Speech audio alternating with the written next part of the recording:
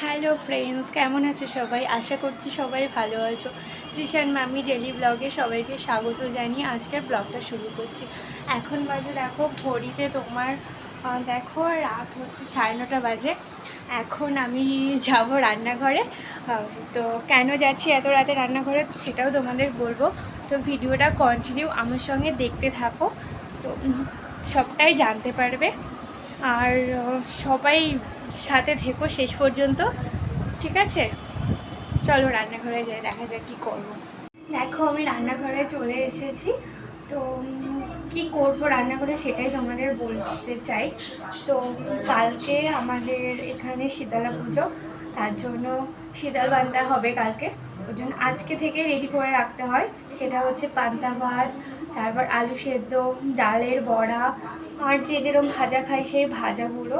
তো আমি সেটাই করতে এসেছি, এত রাত্রে প্রথমবার করছি। তো সবাই দেখতে থাকুন। দেখো কিছুটা করা হয়ে গেছে, যেমন হচ্ছে বেগুন ভাজাটা করা হয়ে গেছে, আর হচ্ছে শুকনো লঙ্কা আর তেলটা হয়ে গেছে। কিছুই গরম খাওয়া যাবে না কালকে আর কি।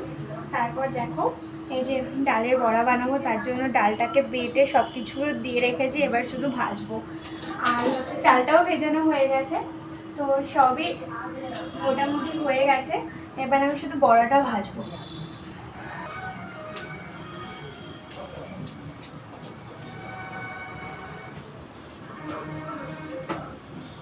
এখন আমি এটা মেখে নিচ্ছি, ভাতটাও বসাবো। দেখো হাঁড়িটা এখানে পাশেই রেখে দিয়েছি।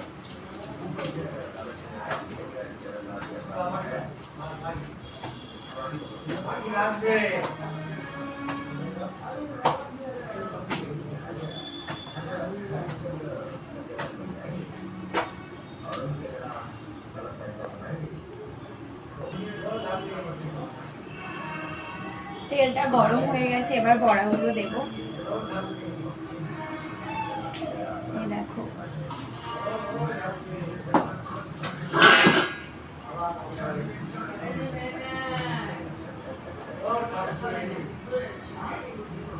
বলছি বেশি বড় করবো না তো,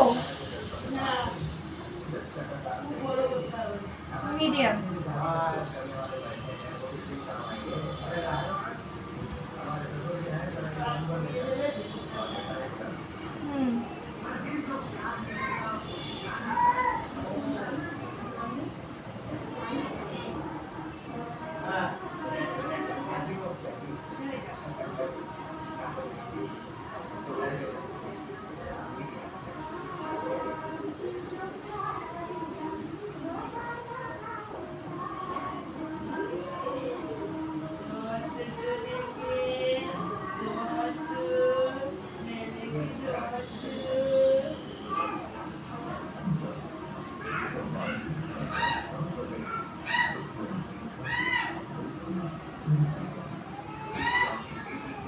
দেখো বড়াগুলো সব দেওয়া হয়ে গেছে, আরও দিই। ভাতটা ওইদিকে বসিয়ে দিলাম।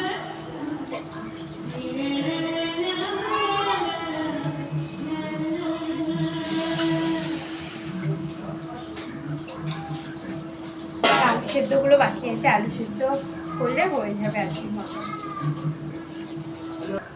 যা গরম পড়েছে,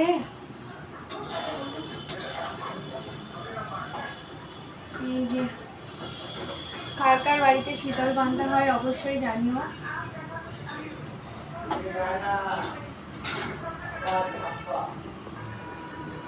এখনো অনেকক্ষণ বড়া করতে লাগবে। ভাত বসানো হয়ে গেছে, বড়াটা হলেই হয়ে যাবে। আলু আলু সেদ্ধ করতে হবে এবার প্রেসারে।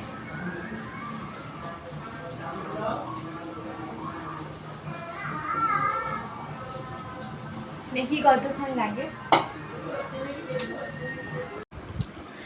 দেখো ডালের বড়াটা হয়ে গেছে, অনেকটাই ডালের বড়া করেছি। তো অনেকক্ষণই টাইম লেগেছে। সবটা ভিডিও করলে তো অনেকটা বড় হয়ে যেত, তার জন্য মাঝখানে কিছুটা স্কিপ করে একবারে বড়াগুলোই তোমাদেরকে দেখাচ্ছি। তো দেখো বড়াগুলো কত মুচমুচে হয়েছে, মানে দেখেই খেতে ইচ্ছা করছে না তোমাদের? তো চলে এসো আমাদের বাড়িতে, খাওয়াবো। আর এই যে ভাত করে নিয়েছি 1 হাঁড়ি, এগুলোকে সকালবেলা জল দেওয়া হবে, পান্তা ভাত করা হবে। আর আমি দেখো রেডি হয়ে নিয়েছি শাড়ি টাড়ি পরে, কারণ আমার একটা মানসিক ছিল সেটা পূরণ হয়েছে, ওর জন্য আমি ডন্ডি দেব।